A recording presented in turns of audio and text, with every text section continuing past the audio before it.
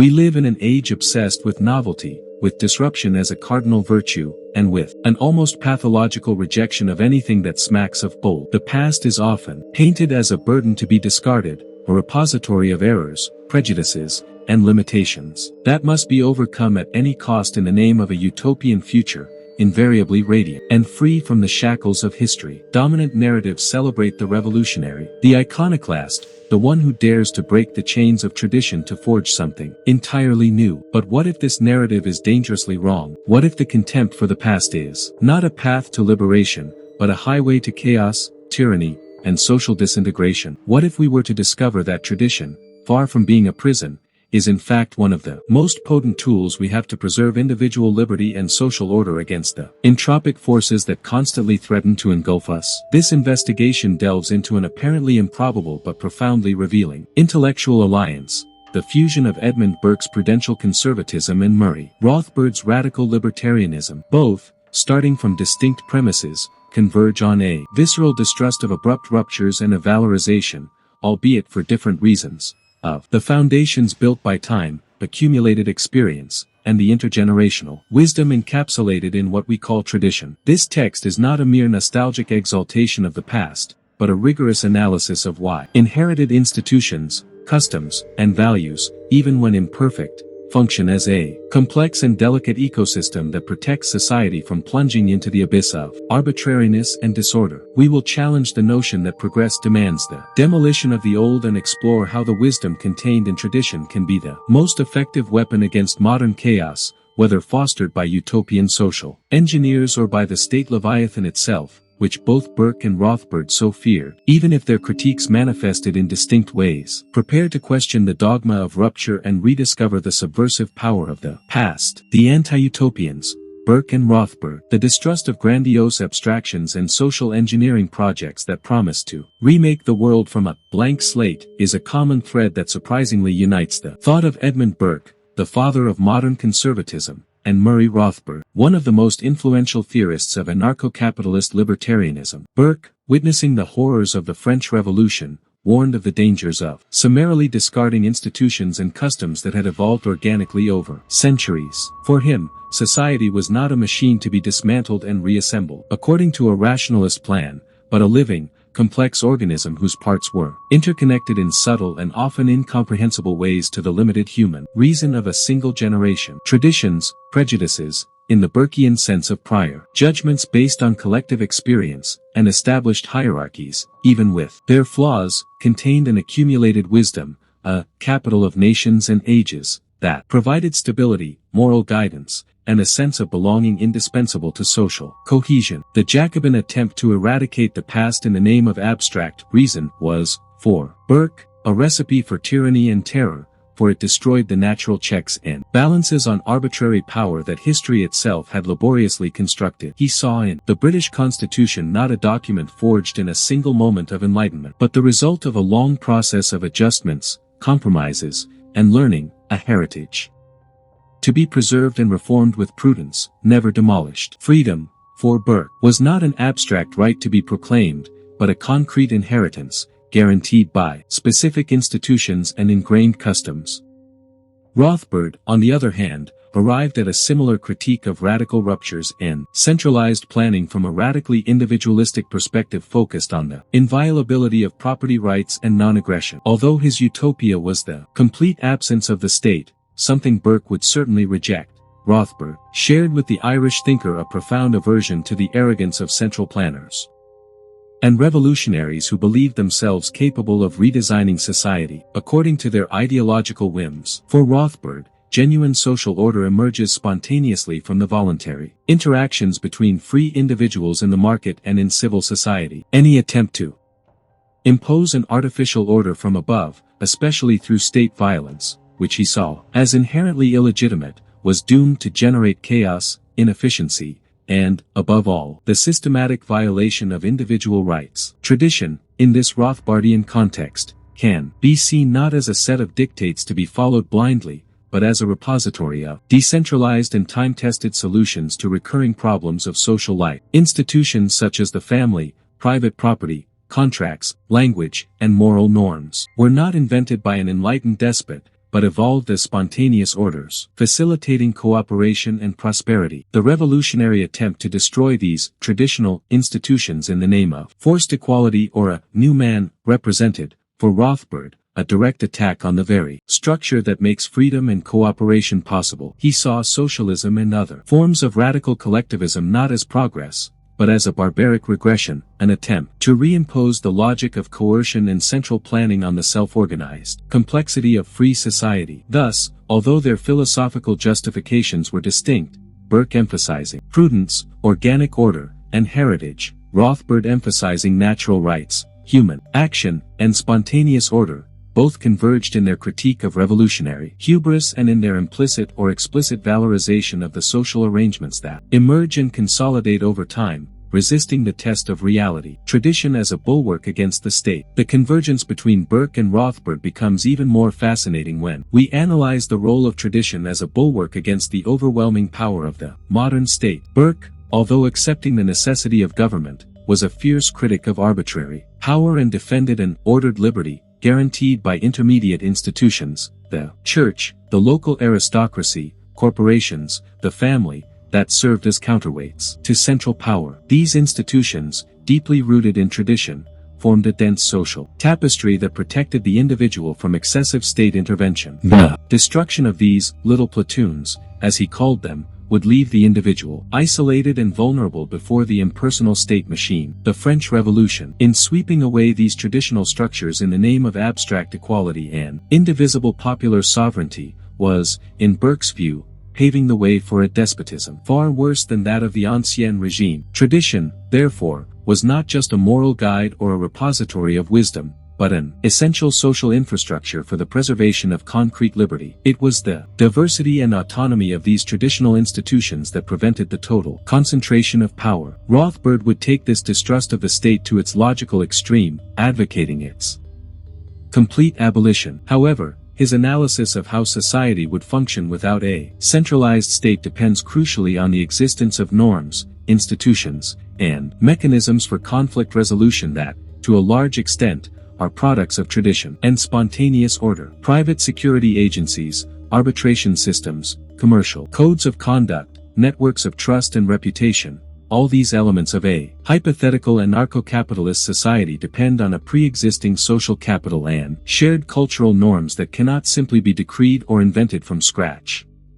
It is precisely the customs, work ethics, respect for property and contracts, values, frequently transmitted and reinforced by tradition, that would form the basis for a voluntary and decentralized social order. Paradoxically, Rothbard's radical libertarian utopia seems to presuppose the existence of a robust social fabric, shaped by many of the same traditional forces that Burke defended as essential for an ordered liberty. Within a limited state framework, the Rothbardian critique of the state as a large-scale gang of thieves finds an echo in the Burkean concern with unchecked power. Both saw that the destruction of the norms and institutions that limit power, whether ancestral customs or principles of natural rights, opens the door to chaos and tyranny. Tradition, in this sense, functions as a society's immune system, developed over generations to identify and neutralize threats to freedom and order, the greatest of which, for both thinkers, though to varying degrees, is the concentration of coercive power, the mechanisms of tradition. This raises a dangerous question.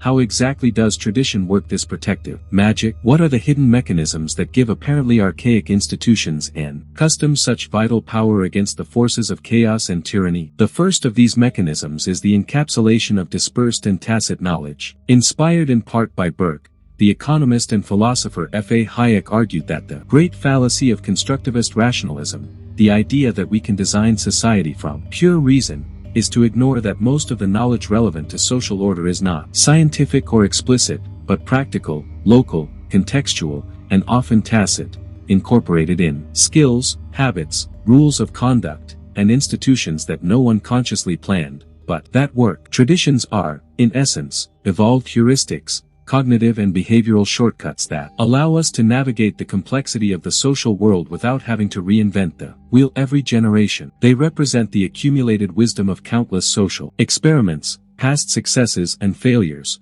filtered by time. To try to replace this distributed and reality-tested wisdom with a centralized plan, based on the limited knowledge and arbitrary preferences of an elite of planners, is not only arrogant, but incredibly dangerous. Rothbard, although more focused on individual action and market prices as coordination mechanisms, also implicitly recognized the importance of this dispersed knowledge in defending spontaneous order against central planning. Tradition, seen from this perspective, is not irrational, it is a different and often superior form of rationality, an ecological rationality, adapted to the complex environment in which we live. Destroying traditions in the name of a supposed abstract rationality is like burning an immense library of irreplaceable practical knowledge, leaving us blind and powerless in the face of real challenges. Consider, for example, the complex norms of etiquette or social rituals. They may seem arbitrary or superficial to the modern observer, but they often codify effective ways of signaling respect, managing potential conflicts, and facilitating smooth social interaction in complex situations. Their abrupt abolition can lead to increased social friction, misunderstandings, and hostility, undermining the voluntary cooperation that Rothbard cherished. A second crucial mechanism is the formation of social capital and trust. Traditional institutions such as the family, local communities, voluntary associations, and religious organizations are fundamental incubators of social capital, the networks of relationships, norms of reciprocity, and mutual trust that lubricate social and economic cooperation. Robert Putnam, in his classic study Bowling Alone, documented the decline of these traditional forms of association in the United States and their correlation with the decrease in civic trust and community participation. Burke intuitively understood the importance of these little platoons not only as checks on the state, but as schools of civic virtue and solidarity. It is in these local and relational contexts that we learn to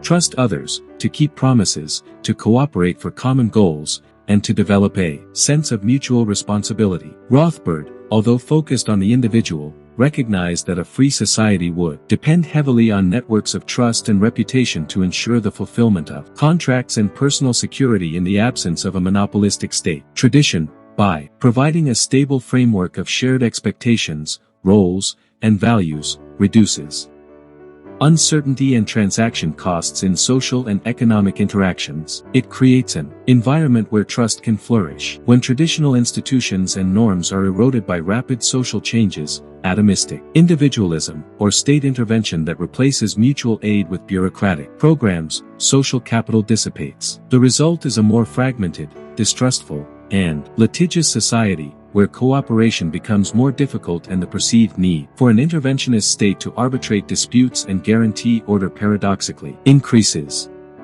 The destruction of tradition, therefore, can inadvertently strengthen the very leviathan that both Burke and Rothbard feared, by undermining the foundations of social self-organization. The crisis of trust that plagues many Western societies today, trust in institutions, in neighbors, even in facts, can be seen, in part, as a consequence of the erosion of this traditional social capital. The third mechanism, intimately linked to the previous ones, is the intergenerational transmission of values and virtues. Tradition functions as a primary vehicle for the inculcation of a shared ethos, a set of moral principles and civic virtues that are considered essential for the maintenance of social order and freedom. Burke spoke of society as a partnership not only among those who are living, but between those who are living, those who are dead, and those who are to be born. This view emphasizes the responsibility of each generation to preserve and transmit the moral and cultural heritage received. Traditions, whether historical narratives, religious rituals, codes of honor, or family expectations, shape individual and collective character, teaching self-control, responsibility, respect for legitimate authority, distinct from arbitrary power, and a sense of duty to the community. Rothbard, although grounding his ethics in natural law and non-aggression, would certainly recognize that the ability of individuals to live peacefully and cooperate voluntarily depends on the internalization of certain behavioral norms. A society, composed of purely selfish individuals, without self-control and without respect for the rights of others, would be unfeasible, even, or especially, in an anarcho-capitalist order. Tradition, by promoting virtues such as honesty, diligence, frugality, and personal responsibility, creates the kind of individual capable of thriving in a free society and resisting the temptations of parasitism or violence. When the traditions that sustain these values are ridiculed, abandoned, or actively destroyed, for example, through educational systems that promote moral relativism or a popular culture that celebrates instant gratification and irresponsibility, the result is the deterioration of individual character and the weakening of the moral fabric of society. This not only increases crime and disorder, but also makes the population more susceptible to demagoguery and state control, since individuals without an internal moral compass are more easily manipulated and dependent on external control. The crisis of values that many lament today can be interpreted as a symptom of this rupture in intergenerational transmission,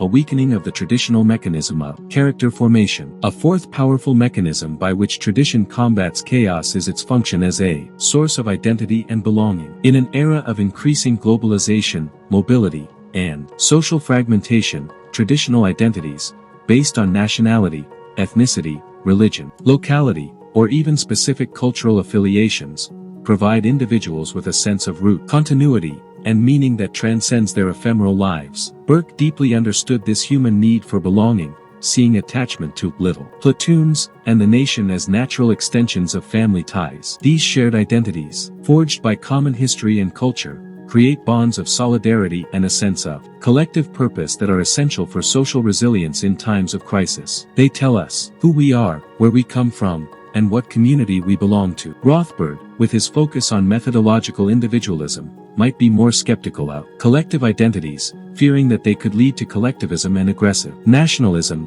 which, in fact, can happen. However, even a society purely based on voluntary contracts requires a minimum of shared identity, at least an identity as free and rational individuals who respect private property. More realistically, cultural and community identities provide the context within which individual interactions occur. The modern attempt to deconstruct all traditional identities in the name of an abstract cosmopolitanism or fluid and self-invented identities can have devastating psychological and social consequences. By depriving individuals of stable sources of meaning and belonging, it can generate anxiety, alienation, and an existential void that makes them vulnerable to totalitarian ideologies that promise to restore a sense of community and purpose, albeit in an artificial and oppressive way. The desperate search for identity in radical political movements or online cults can be seen as a pathological response to the loss of traditional anchors. Tradition, by offering robust and meaningful identities, anchors the individual and strengthens the community against nihilistic disintegration. Consider now how these mechanisms manifest in practice, often disguised as natural or inevitable. The very structure of the nuclear family, for example, although subject to cultural variations, evolved as a highly effective solution for raising children, transmitting values, and ensuring intergenerational economic stability. Its erosion in many Western societies, often celebrated as an advance of individual freedom, has led to complex and often negative social consequences, higher rates of child poverty, behavioral problems, dependence on the state, that are rarely attributed directly to the weakening of this traditional institution. Similarly, the Protestant work ethic, analyzed by Max Weber, which valued diligence, thrift, and individual responsibility as signs of divine grace, was a crucial cultural factor, a tradition, for the development of capitalism. Its gradual decline, replaced by a culture of consumption, entitlements, and instant gratification, has profound implications for economic productivity and fiscal sustainability, but is rarely discussed. In these terms, tradition operates silently, shaping our expectations, our behaviors, and the very social outcomes that we often take for granted, without recognizing its deep cultural roots. The language we use, the laws that, ideally, protect our property, the norms of civility that, generally, allow us to coexist in public spaces, all of this is the product of a traditional evolution, an inherited capital that we take for granted, until it begins to disintegrate. The illusion of naturalness is perhaps tradition's greatest asset. It works best when we are not aware of it, when its prescriptions become second nature. The danger arises when we begin to dismantle it consciously, arrogantly believing that we can create something better from scratch, without understanding the complex functions it performs. The paradox of freedom. The impact of this traditional erosion on individual and collective autonomy is paradoxical and profound. Superficially, the rejection of tradition seems to expand individual freedom, freeing us from inherited restrictions and expectations.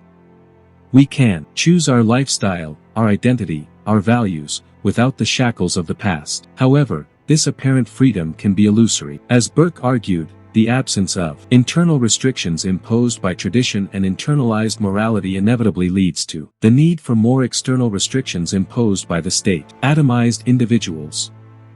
Without strong community ties, without a sense of duty or mutual responsibility, become more dependent on government regulations, social programs, and policing to maintain order. Freedom turns into license, and license invites repression. Moreover, the loss of tacit knowledge and social capital undermines the ability of individuals and communities to solve their own problems in a decentralized and voluntary way, the very essence of the autonomy prized by Rothbard. When we no longer trust our neighbors, when we lose the practical skills and norms of cooperation that tradition bequeathed us, we become passive and dependent on experts and bureaucrats to manage our lives. The collective autonomy of local communities, voluntary associations, and families is replaced by centralized management. Paradoxically, the radical pursuit of individual autonomy, by destroying the traditional structures that sustained it, can lead to a much greater loss of real autonomy in the face of an increasingly invasive state and an increasingly impersonal and homogenizing market. True autonomy,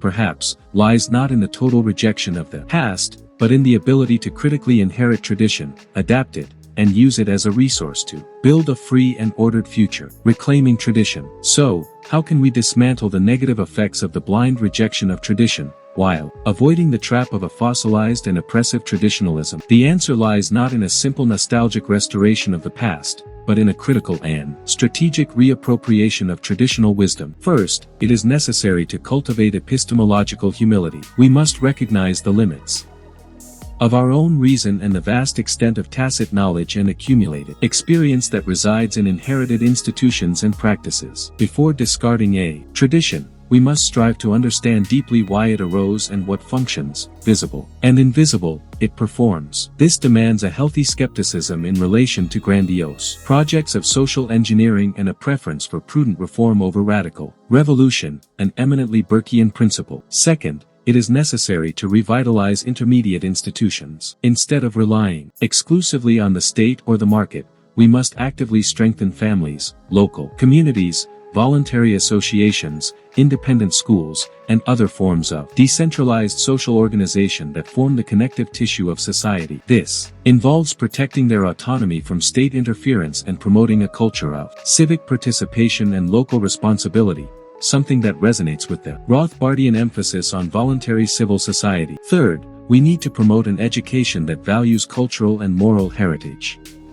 Instead of focusing exclusively on technical skills or deconstructive criticism, education should transmit to new generations the capital of nations and ages, including the history, literature, philosophy, and ethical principles that shaped our civilization, empowering them to engage critically with this heritage, rather than simply rejecting or accepting it passively. Fourth, it is essential to defend economic freedom and property rights, as Rothbard would emphasize, as they are the basis for the spontaneous order and prosperity that allows social institutions to flourish without depending on coercive state redistribution. Private property, itself a fundamental traditional institution, encourages responsibility, long-term planning, and capital formation, sustaining individual and family independence. Finally, perhaps most importantly, it is crucial to adopt an intergenerational perspective. We must think not only of our immediate desires and conveniences, but of the consequences of our actions for future generations. This implies a sense of stewardship in relation to the social, cultural, and environmental heritage we receive, and the responsibility to transmit it, improved or at least intact, to those who will come after us. This ethic of intergenerational responsibility is the most powerful antidote against the immediatism and narcissism that fuel the thoughtless destruction of tradition. The enduring power of tradition. The paradoxical fusion of Burke's prudential conservatism and Rothbard's radical libertarianism offers us a powerful lens to reevaluate the role of tradition in the contemporary world. Far from being opposing forces, both lines of thought, in their critique of the arrogance of centralized power and revolutionary utopia, converge on a valorization of the organic and spontaneous processes that shape a free and ordered society. Burke reminds us that freedom is not an abstraction to be invented, but an inheritance, to be preserved, cultivated within a complex ecosystem of time-tested institutions and customs. Rothbard warns us that any attempt to impose an artificial order through state coercion is inherently illegitimate and destructive of the very freedom and prosperity it aims to create. Tradition, seen through this combined lens, emerges not as a set of arbitrary rules or an obsolete burden, but as a dynamic repository of tacit knowledge, a generator of social capital, a transmitter of essential values, and a vital source of identity and belonging. It represents accumulated collective wisdom, functioning as an immune system against social chaos and political tyranny. The hidden mechanisms by which it operates, encapsulation of dispersed knowledge, formation of trust, transmission of virtues, and provision of identity, are often invisible and underestimated, disguised as natural or inevitable, until their erosion begins to produce pathological social consequences. The thoughtless rejection of tradition, motivated by a naive pursuit of liberation or by projects of social engineering, paradoxically undermines individual and collective autonomy, leaving a vacuum that is readily filled by state control and social disintegration. The way forward is not an impossible return to an idealized past, nor the continuation of iconoclastic demolition. It is, rather, a critical and strategic reappropriation of the past, using the wisdom and resilience of tradition as an indispensable weapon in the ongoing struggle for freedom, for order, and against the entropic forces of chaos. Ultimately, Burke and Rothbard teach us that ignoring the lessons of history and the structures bequeathed by tradition is not an act of progress, but of profound imprudence, an invitation to the disorder that threatens to engulf the very civilization we take for granted. The past, understood correctly, is not a chain, but a compass and a shield.